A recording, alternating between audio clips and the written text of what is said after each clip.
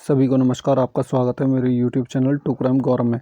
आज मैं जिस घटना के बारे में बात करूंगा, यह उत्तर प्रदेश के जिला कानपुर देहात से जुड़ी है। यहाँ रहने वाली एक महिला ने अपने गैंगस्टर प्रेमी के साथ मिलकर अपने ही बेटे की हत्या करा दी और उसके शव को हाईवे पर फेंकवा दिया ताकि हत्या हत्या न लगे। पुलिस ने जाँच पड़ताल की तो मामला चौंकाने वाला खुला। बेटे की 40 लाख रुपए की बीमा राशि को हड़पने और उसके अवैध संबंधों में रोड़ा बनने के चलते पूरे घटनाक्रम को अंजाम दिया गया था।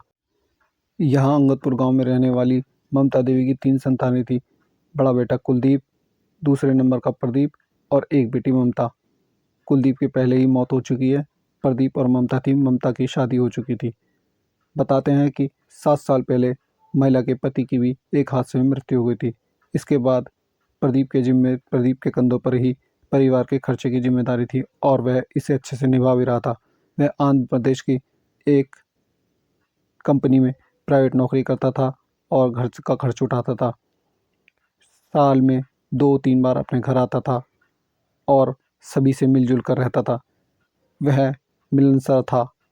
बताते हैं कि एक रोज़ उसको पता चला कि माँ के गांव में ही रहने वाले गैंगस्टर मयंक के साथ प्रेम संबंध है, तो इसने उसका विरोध किया और माँ को समझाया कि ऐसा ना करे, लेकिन माँ ने उसकी बात पर गौर नहीं किया और उसे अनदेखा कर दिया। उधर परिवार के अन्य सदस्यों ने भी महिला के इस रिश्ते का विरोध किया और उसे ऐसा ना करने की सलाह दी, लेकिन महिला ने उनकी बात को भी दरकिनार कर दिया और वह अपने प्रेमी से मिलती रही। एक दिन महिला ने अपने प्रेमी के साथ मिलकर अपनी ही बेटी को रास्ते से हटाने की योजना बना डाली। महिला ने इसके लिए मयंक और उसके भाई ऋषि को अपने साथ मिलाया। उधर प्रदीप भी अपनी माँ की हरकतों से तंग आकर अपने चाचा और बाबा के साथ रहने लगा था। माँ अकेले ही अलग घर में रहती थी।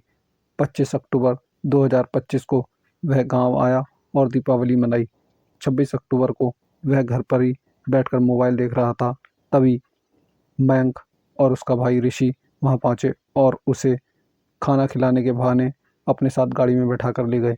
गाड़ी हाईवे पर पहुंची तो एक जगह सुनसान ले जाकर रोक दी। गाड़ी हाईवे पर पहुंची तो सुनसान जगह पर रोक दी गई।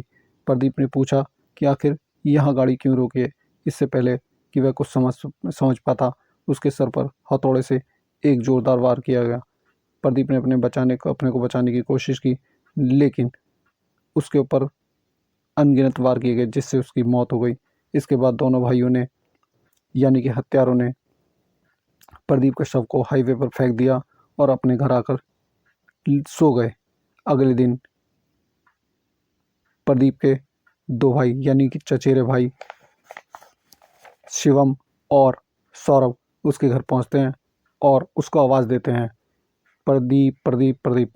पर वहाँ कोई अंदर से रिटर्न आवाज़ नहीं आती है। वह देखते हैं कि घर पर ताला लगा है, तो वह उसको इधर उधर तलाशते हैं, लेकिन उसका कोई सुराग नहीं मिलता। इसके बाद वह 112 पर डायल कर उसके गुमशुदा होने की जानकारी देते हैं। इसी बीच डेरापुर थाना पुलिस को हाईवे पर एक शव पड़ा होने की सूचना मिलती है, तो परिवार के अन्य लोग भी वहां पहुंचते हैं और शिनाख्त प्रदीप के रूप में करते हैं। परिवार के लोग कहते हैं कि यह हादसा नहीं, हत्या है।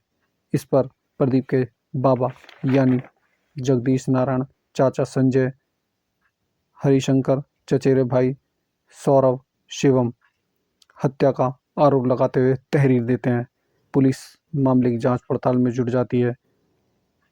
मयंक और ऋषभ को गिरफ्तार किया जाता है, तो वह पूरी घटना का क्रम खुलासा करते हैं। वह बताते हैं कि प्रदीप की माँ ने ही उन्हें हत्या में शामिल किया है।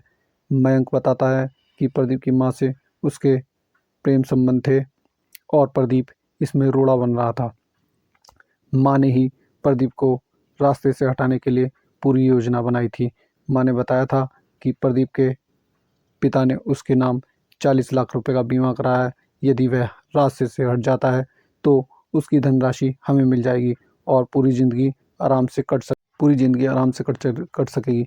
इसके चलते पूरी घटना को योजनाबद्ध तरीके से अंजाम दिया गया। हथौड़े से मारकर पहले उसकी हत्या की, इसके बाद शव हाईवे पर फेंक दिया। दोस्तों, घटना वाकई हृदय वेदनादायक है और एक लालच ने, अवैध संबंधों ने अपने ही बेटे की हत्या करा दी। हमें सतर्क रहना चाहिए। आप यदि इस प्रकार की घटनाएं हमसे सुनना चाहते हैं तो हमारे चैनल को लाइक और सब्सक्राइब करें। धन्यवाद।